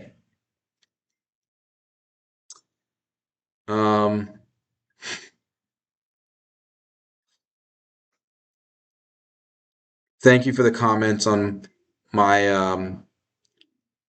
how I am as a father and a husband and a dad. I really That's the most important thing in life, family, right? Be a great husband, be a great father. Are Walmart, Amazon directly working with Energus or indirectly through Williot? The second. If indirectly, isn't Energus heavily reliant on Williot? Watch my old shows, bro, because what you missed here is it's both. Williot's Gen 3 tags, which came out last year, write this down, are batteryless. They don't have a battery. So there's no power source. You can't plug them in or anything like that. Williot needs Energus boxes just like Energus needs Williot customers. But Energus is not fully reliant on Williot. Energus gets its own customers. They get customers from AWS. They got other partners overseas. I was going to show you something maybe, but I didn't. They're getting business from all different places. So, no, they're not reliant on Williot in the same way that TSSI is reliant on Dell. When an industry leader like Amazon conducts a pilot test run evaluation with a company, can they be considered an independent third-party analyst / evaluation? Sort of, but no, that's not what I'm looking for. Because Amazon could screw up. One, Amazon could be looking for something very specific that nobody else needs and choose. So like if Amazon saw something in Energus that nobody else needed, but Amazon was like, yeah, we could use that for this. And you used Amazon as the case study for why you should buy Energus stock, you made a mistake because then they're stuck with that one company. You look at TSSI and I told you they're going to have a very hard time breaking away from Dell. And that's proven to be the case. And there's a reason for that because Dell has a very specific use for TSSI that others can't use very easily. Right? You want a real expert, a real independent industry watcher, somebody that Amazon might pay for his opinion on whether or not that's the right solution for them. But like a large customer like that is a good validation. It's not great. You get like half a check for that. But what I want to see is multiple customers then. One customer is not enough. Intel and silicon photonics with air, not enough. The second one comes in, okay, now we're cooking with grease, right? Because that tells me there's probably a third and a fourth and a fifth coming. The first one doesn't really tell you something. Many times the first one is many times the only one. But now you see with Energus, multiple. This slide 1 year ago would have been just this. Now it's this, and this. They're popping up like little bunny rabbits. They're procreating. The Walmart got Amazon interested. The Amazon got this natural grocery interested. These three now getting everybody else interested. And then you start seeing all these pilots taking place, at Williot, among others, at AWS, among others, right? And that, right? Having had the independent industry expert tell me that Energus has something that the others don't, and seeing multiple customers, multiple partners flowing in, that's your validation, not the ATM.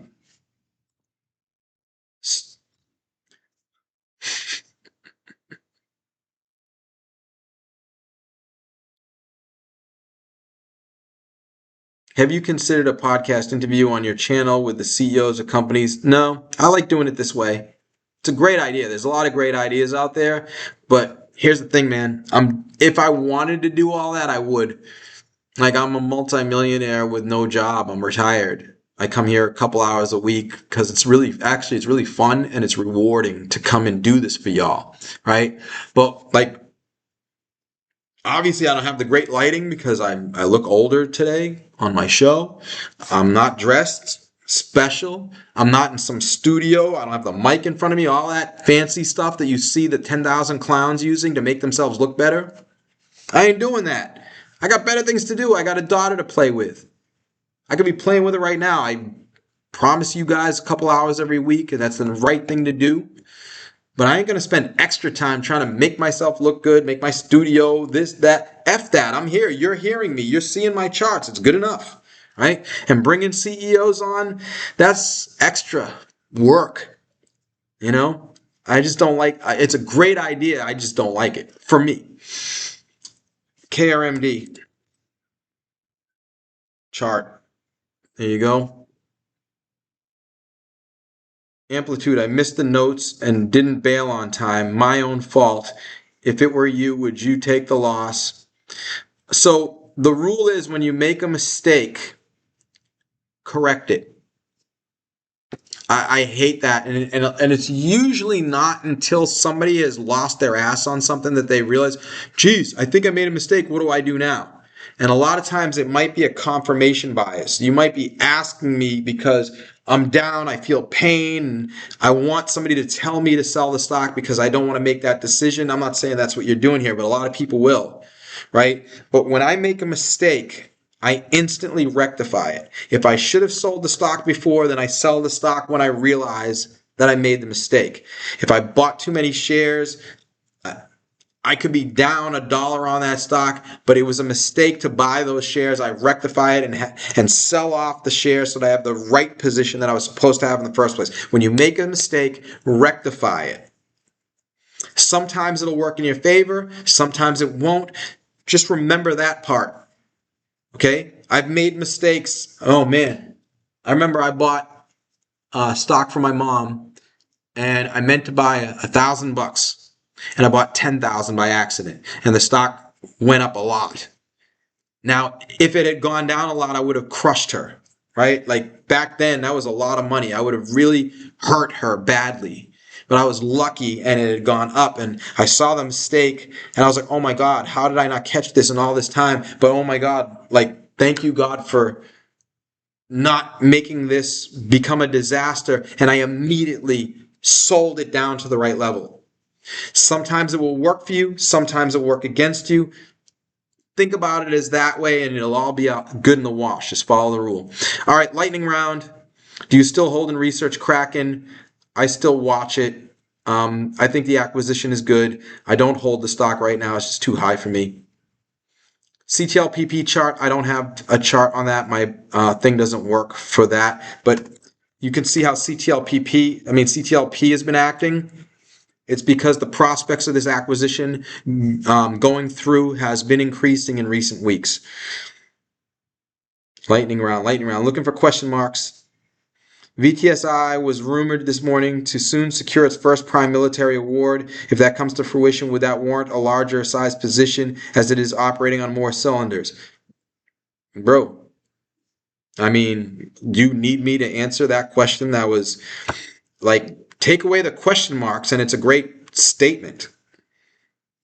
Not to mention the fact, right? Like, I mean, and by the way, does it really mean they're operating on more cylinders or that they just got a deal?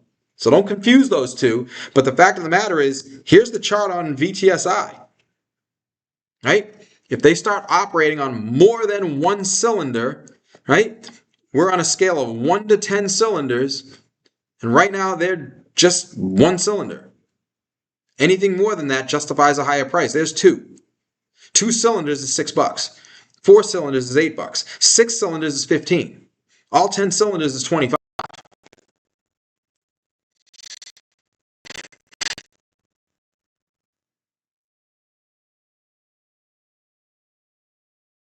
Oh, that's a good point.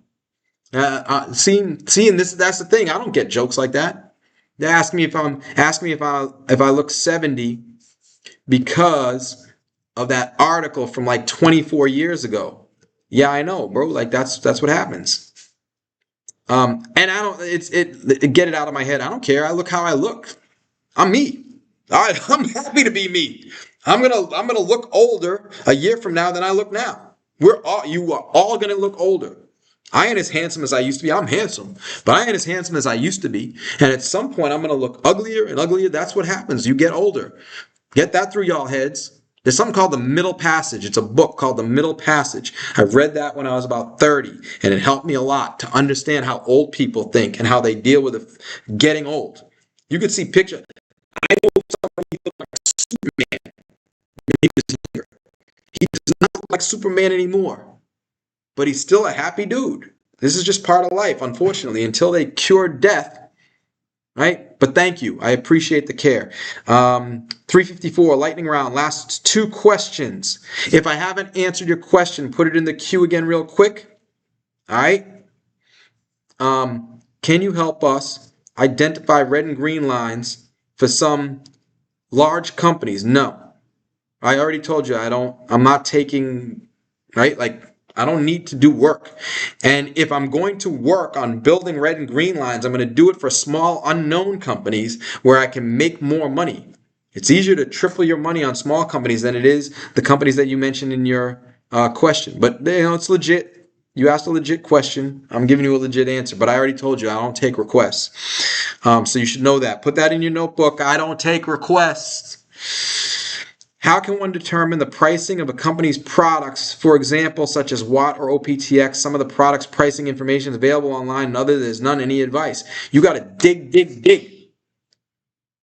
Call the company, ask the pricing, ask AI, right? If you know anybody in the industry, I mean, if you find, remember the number one thing I look for is an independent third-party industry expert. Guess what? An independent third-party industry expert probably knows the pricing. So you just got to dig. And I know it's a lot of work. And when I was just out of college and only had $2,000 in the stock market because all I could get was a credit card with a $2,000 limit, and that's how I got the 2 racks, is by taking it off the credit card. I got $2,000. If I can double that $2,000 every 2 years, I'm going to be a millionaire in 14 years or whatever it works out to, 18 years. That's great. But that means I'm only going to make $2,000 over the next 2 years for all this work. And if I said back then, that's not worth it for $2,000, I wouldn't be making millions per year now. So don't think of it as too much work for the money I'm making. Think of it as very little work for the money I'm going to be making in the future if I do this the right way.